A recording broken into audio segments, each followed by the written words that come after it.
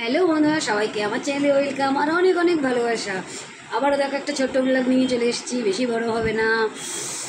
আর যারা আমাকে জানো তারা তো জানোই, আর যারা জানো না, যারা নতুন তাদেরকে বলছি আমি ঝর্ণা ঘোষ, আর আমি দিল্লি থেকে। চলো আজকে ছোটো ব্লগটাতে দেখো কি কি আছে। আজকে হলো কী বলো তো, একাদশী। তাই আমি কি বানিয়েছি বলো তো, লুচি।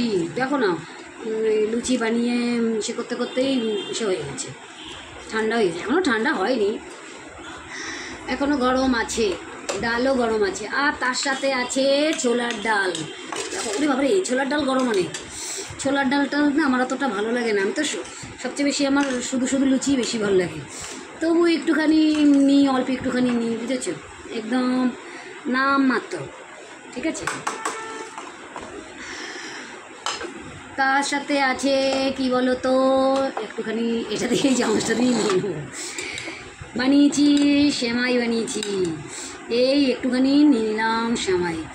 এখনও জানো সকাল কটা বেজে গেছে জানো, এখন প্রায় 1:30 বাজতে গেল। এখন আমি সকাল থেকে কিছু খাইনি, শুধু অন্য দিন তো দুইবার চা খেয়ে নি। আজকে জানি আজকে মনটা এমনিতেও খারাপ, সকালবেলার থেকেই সেই সে করতে গিয়ে আর কি বলবো তোমাদেরকে, মনটা ওইরকম খারাপ না, মানে যেই দিন ভাবি একটুখানি ভালো কিছু করবো, যারা কিছু করবো, সেই দিনই আমি এই জন্য কোনো সময় বেশি কিছু ভাবি না, বুঝেছো। আর তার সাথে আছে এখানে 1 গ্লাস ঠান্ডা, বুঝেছো।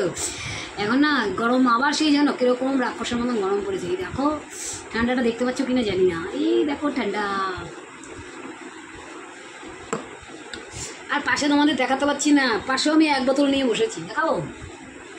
এই দেখো পাশে দেখো 1 বোতল নিয়ে বসেছি।